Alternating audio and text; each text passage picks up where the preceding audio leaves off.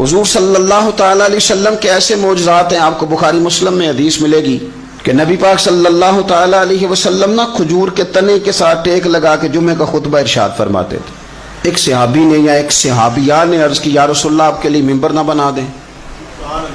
فرمایا بنا دو۔ 3 سیڑھیوں والا ممبر بنا دیا گیا، حضور ممبر پہ جلوہ فراز ہوئے اور جس تنے کے ساتھ ٹیک لگا کے خطبہ دیتے تھے اس کے قریب سے گزر کے گئے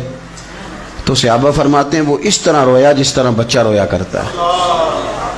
اس کا دل تھا جس نے محسوس کر لیا کہ میں بچھڑ گیا ہوں،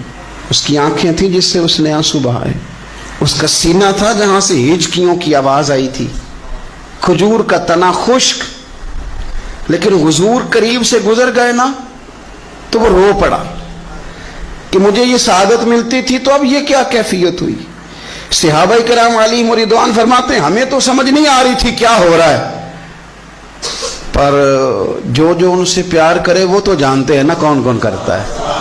اور کس کی کیفیت کیا ہے اس کا بھی انہیں پتہ ہے۔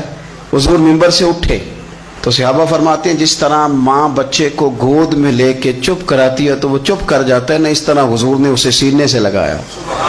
اور جب تسلی دی تو وہ چپ کر گیا۔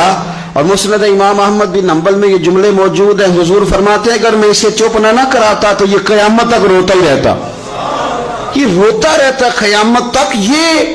کیفیت ہے رسول کریم کے معجزات کی کہ وہ تنا جس کے ساتھ حضور صرف ٹیک لگا دینا اس کے اندر حس پیدا ہو جاتی